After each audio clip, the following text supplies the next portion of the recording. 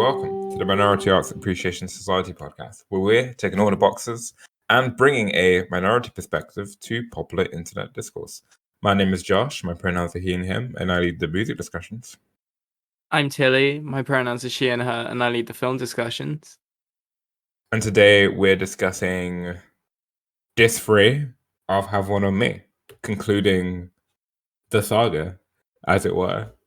How long have we been recording episodes? I'm not sure. How long is the album? What's the complete runtime length? It's 2 hours, basically. And it's over 2 hours.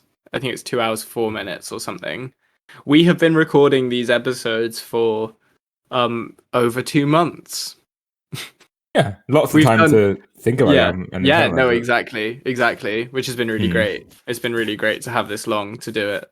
And amazingly, Disc 3 is the longest disc yet. It's the longest disc yet. There are no short songs on Disc 3. Yeah, because Disc 2 has a 2-minute long song. Disc 1 has 81, which is a nice 4-minute long song. And then Disc 3 is everything is 6 minutes and up. No, it's a very thing to point out, but God, it is so funny that 4 minutes is a short Joanna Newsom song to me. It is just funny. Here we are.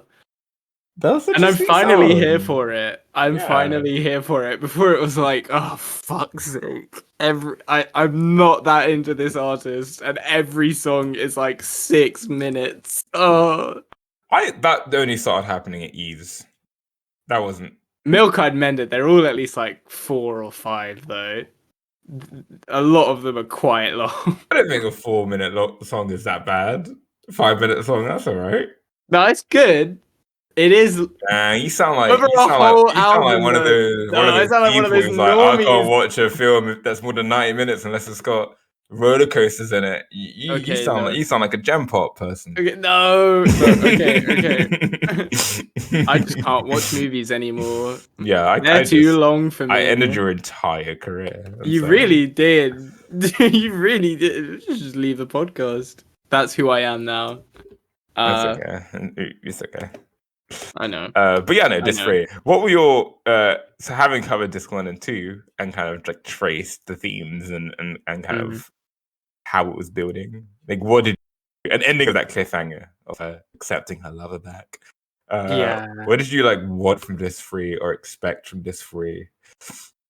I think, if I'm honest, grandeur, I think, was my main thing. I know that sounds very impulsive and kind of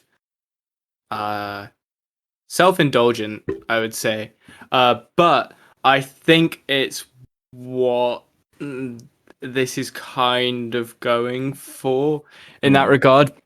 I think that is definitely a perspective I had coming into this, and like any expectation I kind of have going into an album, I kind of honestly am looking more for it to be subverted, as long as it's done well. Subverted is not the same as just not having your expectations met. For me, if something has subverted something, it's successfully given me an alternative to what I wanted. So you were looking for the third disc of this to subvert the expected grandeur of a third disc. Yeah, essentially. Okay. Essentially, I had expectations that this would be like a climactic, cumulative end to all of the themes of the album. But there was also a part of me that was aware of the thematic thread of this album, and I mean, it's what we got, to be honest. I think I can only really beat around the bush for so much longer, but what we got was actually a really muddied in a good way, in a muddied exploration of the consequences of her decision. And I'm really glad we didn't end up with a black and white with just all wrapped up with a nice neat bow kind of ending here. It's still a difficult and challenging album. Well, and that's the kind of subversion I'm talking about. But I'm getting ahead of myself. I think especially with the 1-2 combo of Kingfisher and Does Not Suffice. I think this is a profoundly satisfying conclusion to the project. Yeah. I really love those last two tracks a lot. I do think as I'm listening to Soft as Chalk, I do admit there is a certain kind of the sonic palette of the album does run a bit thin by the end. Yeah. Yeah, Yeah. I wish it would venture a tad bit more sonically beyond the kind of classic '60s singer-songwriter Joni Mitchell-esque Yeah. piano-driven songs backlit with theatrical percussion. And even as I say that, I admit when I sit down and write notes for this, every song like wins me back by 4 minutes. There's always like this swell or this build that like gets me because I am into it. Like I'm into her thing, but Yeah. there is a sort of in the general like milieu of the album, there is a kind of sameness at Yeah. certain points, but it's not offensive to me because I like her and it's good to me. But I admit that it is Yeah, I think you definitely framed that really well within your perspective. And for me, as someone that was won over by this album, I find a song like I found Ribbon Bows really difficult. I was like, oh no, this is really difficult. I'm starting to find this very samey. Like it is, and it's not a criticism that I just want to like lazily lob. But at the same time, if you've heard the previous episode, we talked about this. Those thoughts of justification of length did enter my mind. And you can make the argument that there's still a story going on here. There's still like the narrative isn't over. And while that isn't true, oh god, I think with any narrative, you need to use the art form to your storytelling's advantage. And I cannot say that that is consistently done in this disc. I still love this album. And I still think, like Josh said, there's a lot of moments where when I am bored, there's a certain passage or section that really wins me over. But I would say out of every disc so far, definitely over disc 2, I was starting to get the fatigue here, which was quite difficult for me just as like a person, just because I really loved this album and I didn't want to have the kind of ending of it all tarnished. That said, I mean, the like Josh said, it ends so strongly, which is all Fuck, you dude. really need to do. Which is all Generally, you, the yeah, combination of Kingfish and Does Not Suffice is one of my favorite album closers ever. Like, it's yeah, just really good. no, I guess we should go in order. Like, we should get there later, yeah, maybe. let's do that. But it can't be overstated, like, how it is very Return of. Well, it does feel like a trilogy of films. Like, if Return of the King is like still very excellent, but not quite as good as the first two, that's how I feel about this three. Um, but the Yeah, ending is that's so so true. satisfying. Like the final moments of that film are so good. That is so true. Yeah. That's really funny. For Um. me, yeah, I think the reason it felt relevant just to get onto those last two tracks so early, but we won't go fully into them now. It's just for me, this is the disc that it feels most appropriate to kind of more just go through song by song and discuss my Yeah. feelings for. Yeah. Uh, So. for Yeah. various reasons. Yeah, I was gonna say like "Soft as Chalk" is where I started like thinking. Like the first 2 minutes of that track, I started thinking, is this like, am I getting tired of this instrumental kind of palette? And then man, the song again, the thing of this really keeps winning me over. Like it really hits this Oh. swagger at around like the 4 minute and 45 second mark. Yeah, when it just like There's this sort of breaks swing to down. it. Yeah. Oh man, which I find really charming.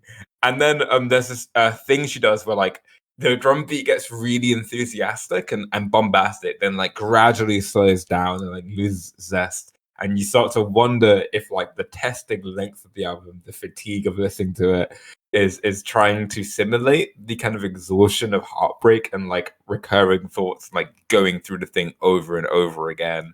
And it's hard to it kind of makes me want to reconcile the fatigue of a 3-disc album that's very kind of monomanic. It's about this one thing, and we're doing the thing to death. Yeah. I want to reconcile that with the themes, and it is satisfying for me, like as kind of a grand statement on how the boring pain of heartbreak. It does Of the convey that. labor of it all. Yeah. Just the I've got to do this again. I've got to have Yeah. this fight again. You know, like that is exhausting and tiring. But Yeah. yeah, like we talked about last episode, I think you can acknowledge both. I think it's really good too. I think it's really healthy to kind of go, on one hand, I find that very narratively satisfying. Very good, yes. On the other hand, when I do sit here and listen to it, I'm starting to feel it. I think just having that nuance as like reviewers is I think really healthy for like how we talk about albums, because I think a lot Yeah. of the time with like how quick fire a lot of internet discussion is, it's kind of, it becomes a binary of like, does it earn or does it not earn? And it's good to just be like, well, I mean, it depends what day you listen to this album. There's no one truth. Like there's no have one on me opinion that we must come to. Well, I kind of see parallels between this and kind of our romantic review, Mm, um, where obviously we thought really differently about the album, but it's, for me at least, like why I like this more than a romantic is where both can kind of get samey. I feel like when I really delve into this, the sameness, the kind of length of it, the fatigue that it induces mm, is part of this album's attempt to challenge you and be like emotionally taxing yeah. and challenging and kind Hmm. of laboring. Uh, and it's that fatigue of intent that makes this like an interesting, challenging album versus kind of, if you're not into the sound of like romantic, you don't feel like that's necessarily the point or the thing it's trying to do to you. It just feels like, Mm, hey, this just isn't for me. Whereas this, I feel like it's so imposing and confident in how it's structured itself that yeah. even if you really don't enjoy listening to the album, I find it hard to dismiss the artistic kind of intent or prowess kind of behind the things that alienate you from it. Like this is a difficult album. Yeah, it feels like to disagree with that, you have to take a very subjective stance of just be the only kind of retort to that is, yeah, just, well, it just doesn't work for me, which isn't like, that's fine. Like, that's not like a bad opinion. It's just not a like actual rebuttal of what you just said, basically. Uh, but yeah, I think it's just, yeah, with a romantic, there just isn't as much to delve into as well. And I talked about last episode, I know I keep saying that, but if I'm ever fatigued with this album, I felt this kind of guilt because whenever I did start to feel fatigued with this album, there was this feeling of, oh, but there's so much going on. And that is very true. Like whenever there's not a lot going on, there is this implied depth to everything that I'm constantly aware of. And it's obviously not just implied depth either. You can find such a powerful story here, consistently, absolutely consistently. Every beat holds up, and that makes it an amazing work in and of itself. It's just about grappling with its sound, basically. And like I say, that can really vary over like what mood and time you come at this from. I think it's a very an album that does demand peace and openness from its listener. Uh, so I think, yeah, I try to put a lot of my more immediate and visceral reactions to this album a little bit more to the side than I normally would, because, Okay. hey, I get a lot more of a beautiful relationship from it as a result.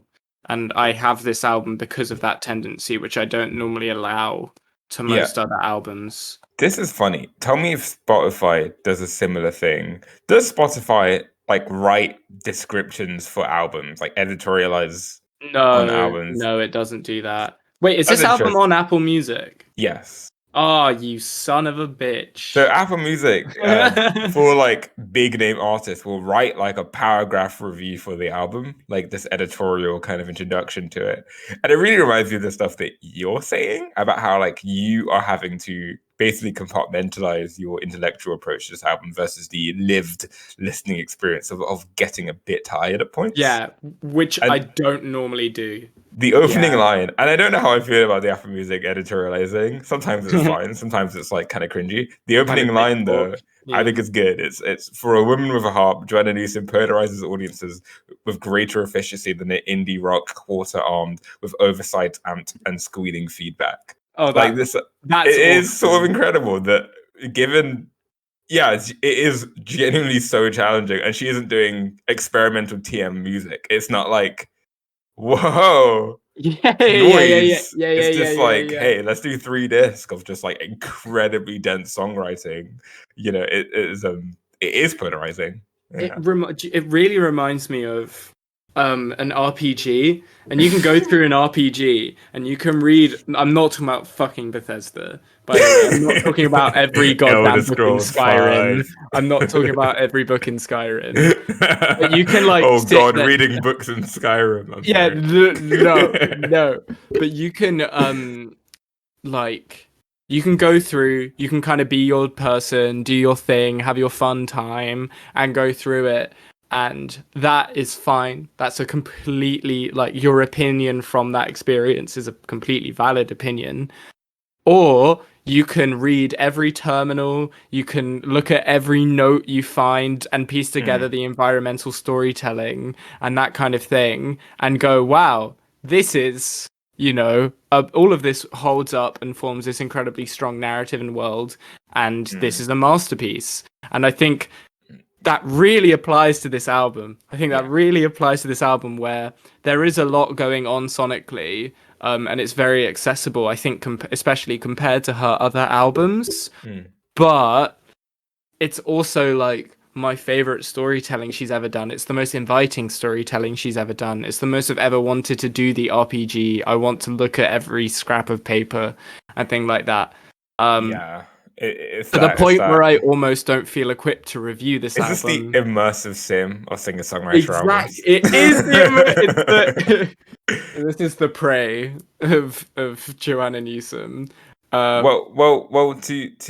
To delve into, I guess, the actual lyricism of this, I was gonna mm. say in soft as chalk, was in white as chalk. Um, I Although really chalk is white. like the introduction. One reason I really like how she sings "Lawlessness" over those clanging pianos. It Oh really feels yeah. like an epic western, like 1800s energy. The lawlessness. It's like, oh, damn. But also the implication that like, why should I? This is a song of love's god awful lawlessness. Like, how can Yeah. I truly be offended by you feeling this love when it was grounded on this sort of it wasn't grounded on strong, firm trust. Like there's a sign of there is no treason where there is no lawlessness. But sorry, where there is Right. only lawlessness. I can't Mm. even call you a traitor because this wasn't true from the start. Like, Yeah. and there's Yeah. this idea in this disc I find of the further disillusionment in the whole relationship, um, that I really like. Yeah. I think there is this feeling towards starting a relationship sometimes that you will stumble into your truth, that you'll Mm, stumble into your like foundation and your commitment. Um, it's almost just everything is almost incidental, and finding that that is untrue is like spiritually devastating, and triggers a sort of hedonistic spiral that kind of happens sonically in this song as well as lyrically. I think that just ties in so beautifully with everything else she's associated with this album. Soft as Chalk is just great because it. I think the like spiritual disillusionment you get of Yeah. realizing that that truth that you thought you'd stumble onto would never happen triggers this kind of hedonistic spiral Yeah. that like works incredibly well into the songwriting of the song. Like Which it's because it just the song breaks down from yeah. that point. Uh, and Mm. simultaneously, like that's entirely what the album is going for. Like Yeah. we talked so much about flapperism Yeah. in the first disc, and it just that's such a beautiful Yeah. iconography to tie yourself into if you're going for that kind of disillusionment of just, well, fuck it then, which is Which exactly what happens in a broken relationship like this. Every time yeah. both of you just go, well, fuck our own emotions, let's just do whatever we can to make this work. It's that kind of hedonism. Which comes back like really well in the final track when she surmises her leaving in terms of the things that she takes with her, and it will, it's very Great Gatsby. Like it's all very like our meaningless possessions, Yeah. in face of Yeah. this human tragedy that's happening. I was gonna say one last thing on Softest Chalk is I really like the building on the like we talked a bit about fantasy on this too, and how the relationship looking back on it can feel like vaporous, like it wasn't real, it was just kind of a dream. And there's this great bit on Softest Chalk where there's the implication of like toxicity or maybe even violence. I watch you sleep repeating my prayer. You give love a little shove and it becomes terror. There is this kind of something very wrong is in this relationship. But there's this great line, calling in a sadness beyond anger and beyond fear. Who is there? Who's there? Who is there? There's this and this will come back again. I think in is it Kingfisher maybe? This constant in this disc of like asking the lover, like, are you there? Like, do you Yeah. remember me? Like, were you ever there? Like this kind of again, we talk about like recognition, this literal inability to like see the same person you started dating as in the calamity of the relationship. And looking back, it all just feels like fiction. It feels like, was any of this true or real, or do I even know you? Um, so I really like how this disc really cements that kind of the disappearing aspect of. Oh, it's like very eternal sunshine, right? Yeah. Mm, mm. Yeah, it's coming to a head so wonderfully at this Mm, point for me.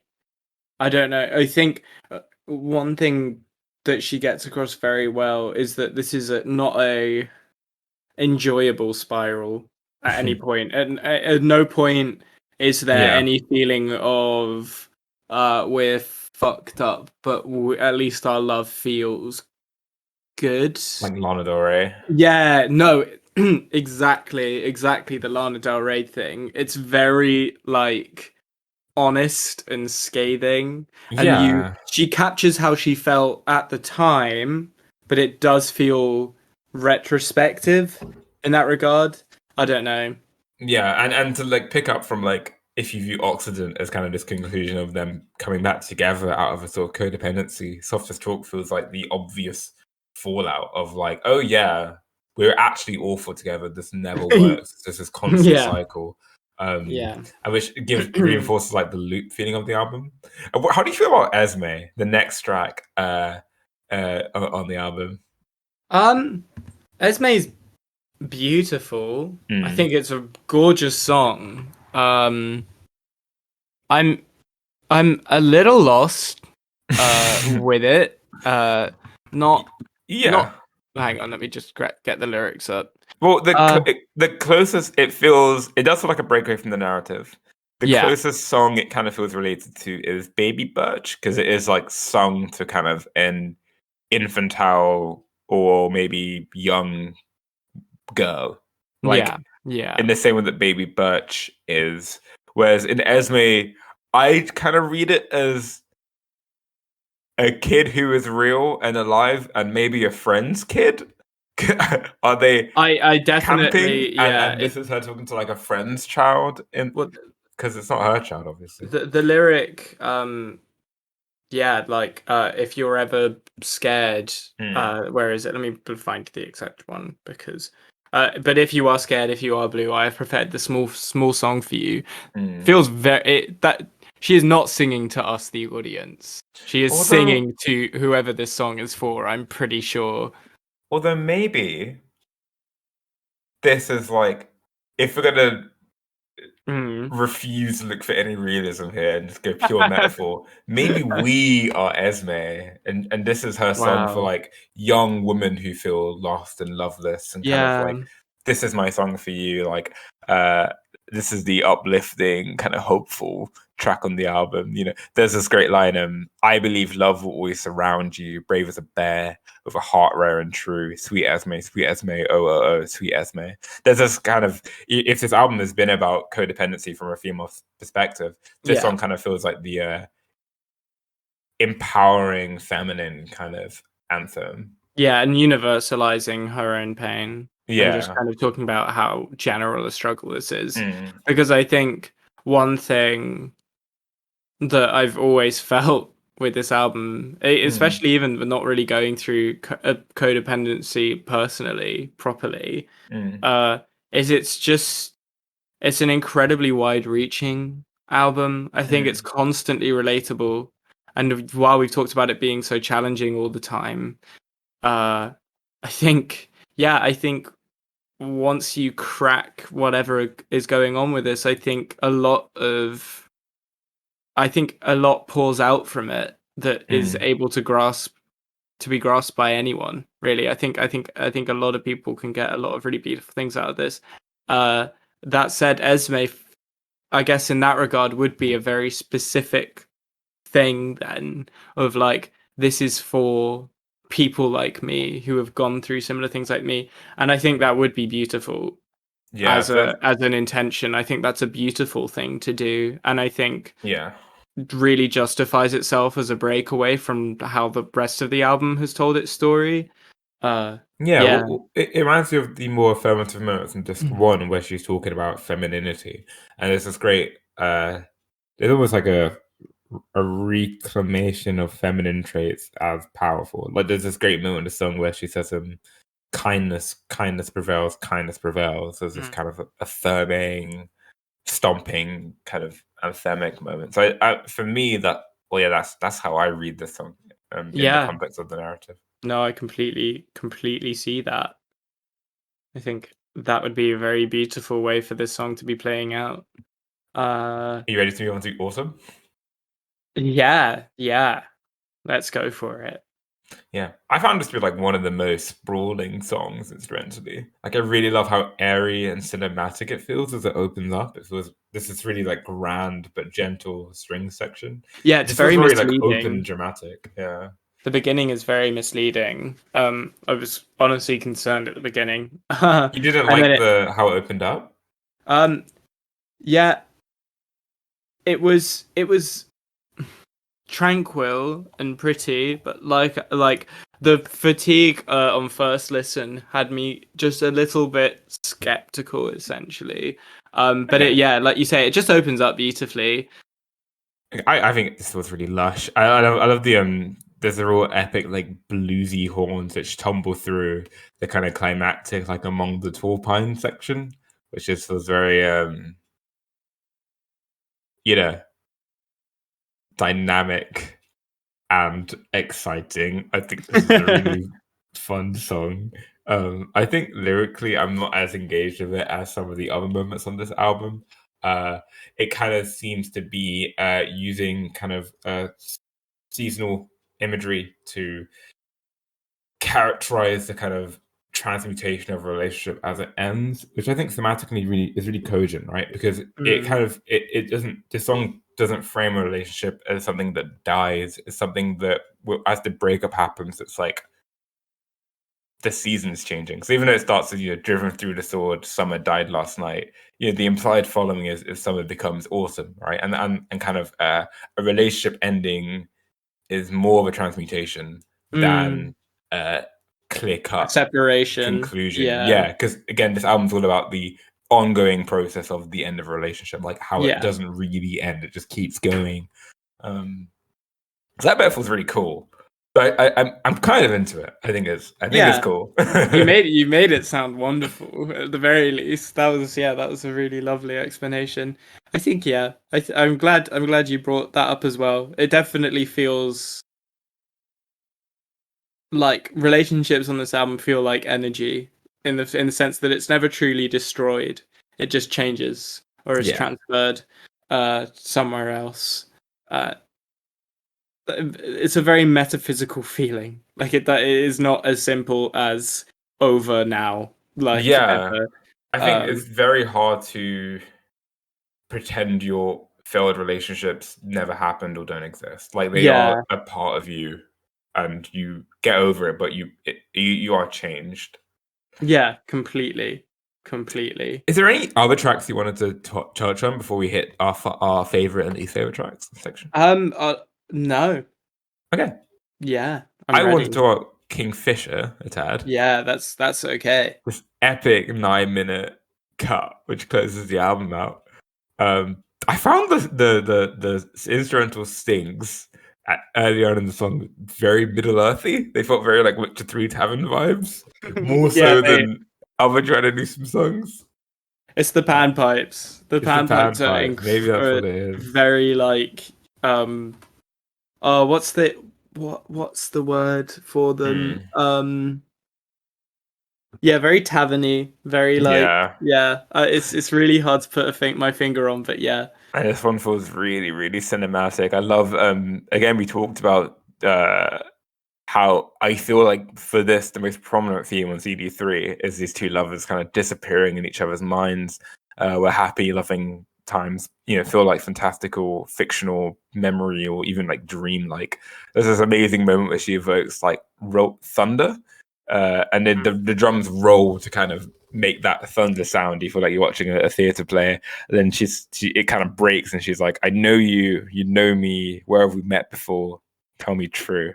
Like this. Yeah. We barely recognize each other now. Like we're so close yet in this breakup. I feel like we're strangers. Like I really like how this brings that theme to a kind of roaring climax before the kind of gentler climax you get, and does not suffice of that same idea of disappearance, right? You without me and whatnot. I will probably just talk about this song now as my favorite song.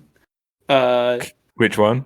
This is Kingfisher. Kingfisher is all right. Let's officially move into these favorite tracks. Tilly, what is your favorite track? Kingfisher is my favorite song on this disc. Off. Purely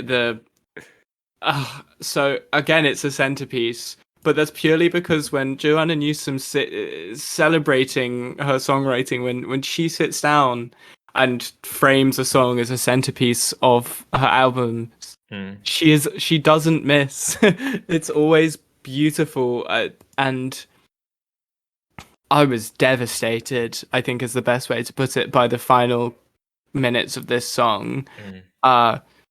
And delving from that like breakdown into when she's singing in that high-pitched inflection, it blew me away. I think it feels like a watershed moment in that because of it feels like a watershed moment, and it's so beautifully drawn out by how everything else in the music falls away. It becomes something else. The song changes, and the album feels different. She feels different. And as she sings, and I saw that my blood had no bounds, spreading in a circle like an atom bomb, soaking and felling everything in its path. It feels like some realization, some internalization of a truth that she held, that her pain was what was driving this, and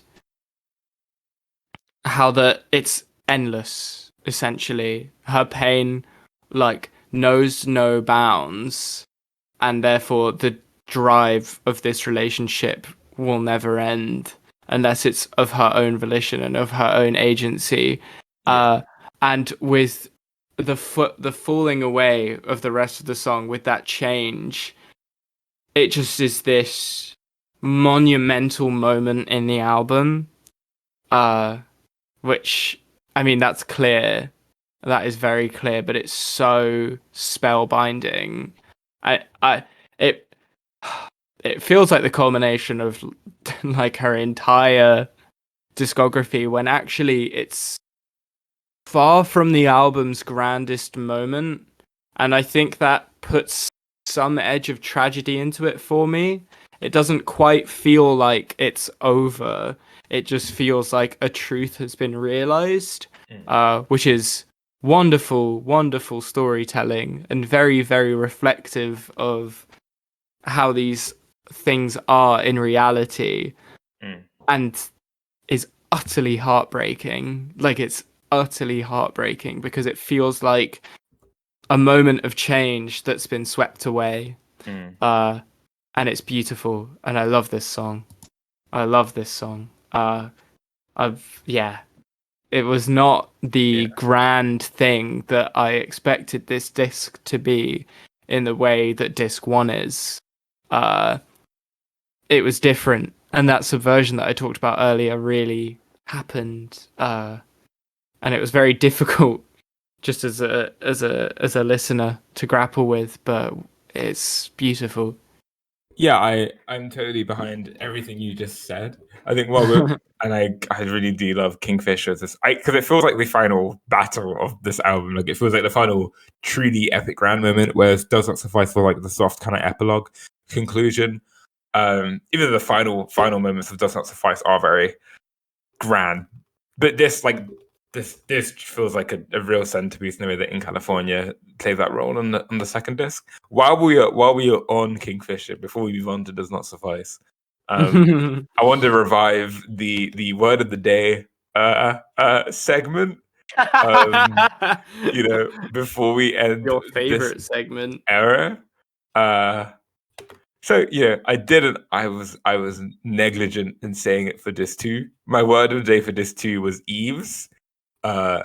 Which is just like an architecture word. It just refers to a bit of the ceiling that hangs low. I hadn't heard it before. It's interesting. And today, the word of the day is obsidian. I think obsidian is a really great word. I love how she Obsidian is places a it great word. in the verse. So the tides of the earth left us bound and calcified and made as obstinate as obsidian, unmoving, save our eyes. Which captures the what you were saying about like the song as a call to like actively move on, not let yourself remain unmoving, calcified, And Obsidian, not to be confused with Obsidian Games, who I know you're a fan of, refers to a hard, dark, I am glass-like. Is Obsidian Games like a real trans culture kind Well, of? they made New Vegas, Yes. and the big meme is that trans people love New Vegas. I did see a meme about how it's the trans pipeline ends at New Vegas. Yeah, it ends and begins. It's you think it's a tunnel that leads from one end to the next. Actually, it's like a loop. It begins and ends in New Vegas. With New Vegas. Well, an obsidian is a hard, dark, glass-like volcanic rock formed by the rapid solidification of lava without crystallization. So again, random drawing on earthy imagery to characterize the heartbreak of a breakup. That was a very redundant sentence, but you know what I mean. Yeah. And like one last thing with imagery on Kingfisher, I feel like it resolves the zoomorphism thread throughout the album, where constantly animal imagery has been used to characterize this codependency. Whereas here, Kingfisher facts a kingfisher is a small bird which symbolizes peace and joy. So I feel like here, the animal imagery has come to like a happy resolution. It no longer means codependency; it means joy. Beautiful. Well So done. I much like the Lord of the Rings 3. This is tying up all the loose threads that have been built throughout Have One on Me. So I'm into it. Kingfishers are also beautiful birds. Have you ever seen a picture? Yeah, they're like little blue things, right? Yeah, there's like Little loads of blue different. things. There's one of those little blue things, right? Yeah. Birds distinguished by their color. That's how scientists distinguish species of birds. Ah, it's the red ones. Ah, yeah. Eve, the red one. But yeah, and then moving on, my favorite track is Does Not Suffice. Which like for a long time, I will admit how I listened to this album was like first disc, and then I skipped to In California and Jackrabbits, and then I skipped to Does Not Suffice. Like that was like my process of this album. And this retrospective was fun because it got me to like fall in love with parts of the album I neglected before. Yeah, Um, completely. but I just think Does Not Suffice is like an absolutely phenomenal song. It's really like incredibly instrumentally tender. And I really love the reprieve of kind of the epic California, which makes this really work as a conclusion. And that like instrumental reprieve of California makes that melody feel like a theme of leaving. And like by thematizing kind of departure in that musical way, this album really feels like a loop where it feels like if you listen to it on loop, she constantly returns to this conclusion that she must leave, she must disappear. But Yeah. that kind of relapses into the Jack Rabbit's second half of this 2 arc, which is like the idea of this album as a recurring breakup thought of like, I hate them, they're bad, I need to leave, but I miss them, I should go back, but oh no, they're bad again, I need to, that breakups It definitely speaks to like yeah. it gives a lot of strength to the album's length because you couldn't achieve that grandeur because every time she leaves this person it feels very significant. The fact that that is achieved and it also happens multiple times is Yeah, very impressive and could only be done if this album was as long as it is. it does kind of remind me of the structure of Eagle a bit, which is like a smaller scale version of the album, where obviously that isn't about like a real committed relationship. It's kind of a failed love, failed, unrequited thing. But yeah, with that ending, with "Can we be friends?" this kind of resolution of like, "Hey, let's keep talking to each other," and then at the beginning saying like, "Hey, I know what this says. This isn't going to go how it went before," and then obviously it goes how it went before. And like, if you listen to the Eagle on loop, it is this recurring departure, returning. Yeah. So that's really satisfying. I love the final minute of this song. It's really like harsh and epic, and like ends in this like rumbling, sort of crumbling drone. That feels like an unresolved tension. And the strings, Mm. they're gorgeous. That feels like I don't know. While the rest of that's like part of the song is very alien and grand, that feels like the emotion that you're linked Also, onto. the clanging pianos is really like, if you hear about the monotony of the pianos in this album, this feels like her just bashing the piano at the end, just get across the frustration of being stuck in this place. And even It doesn't feel like it's over.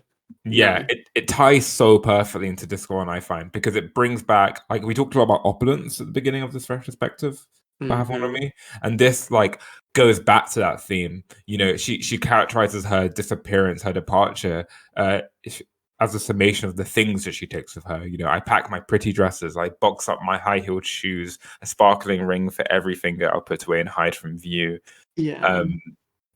And it calls back to Easy explicitly, where that begins with the fantasy of easy, easy, I'm easy to keep. Our love is easy, and this ends with the codes of boucle, jacquard, and cashmere, and everything that could remind you of how easy I was not. Like the kind of harsh reality of, hey, this did not work. Like it wasn't this idea that's like fantastical. relationship, and then Mm. concluding with the final line as she leaves, and empty drawers on burden hooks. Everywhere I try to love you is yours and only yours. That final image of him rising up, stretching out in a boundless bed, beating a clip after the shower. The home, we talked about the home imagery in this too, and here it returns to that home imagery of like this transfigured space where she is no longer part of, she has disappeared, and it's like this is the final tragic image of him alone in his house, not needing her, which directly contrasts with this one's easy opening of them in bed, enmeshed in each other, and like unaware of this conclusion that is always going to come. Yeah. So just such a thematically cogent and satisfying conclusion to like everything we talked about over the past few discs. It is incredibly cogent. Astonishing to me how cold and complete of an ending this is. I really adore it. Yeah, I think with albums that try to be as grand as this, well, I don't think I've ever listened to an album that ties itself together so beautifully, that tries to do so much, and every theme, every beat is satisfied in some regard. Like even if that means there's some layer of ambiguity, it all works. It's all wonderfully beautiful. It's so impressive. Like, yeah, I think it's definitely changed how well-rounded I think music can be. I think I've always seen it as easier for a film to kind of resolve every beat that it has. I think with music, sometimes musicians can get ahead of themselves with like, or not even get ahead of themselves, but just by the nature of music, gestures in that can be so much more meaningful than artists can mean, and it can be incredibly difficult to navigate all of that and tie it all together. But Joanna seems to understand entirely the implications of every choice she makes on this album, and therefore is able to just put it together and resolve everything, which I think ultimately speaks to just how incredibly authored her music is. Yeah, it feels labored over. Like lots of thought went into this. Yeah, definitely. Which I don't think is. I think to a level which I could say very few artists, even including artists that I adore and are my favorite artists, don't do. Uh, so yeah, incredibly impressive, like narrative album, and incredibly impressive album sonically as well. Yeah.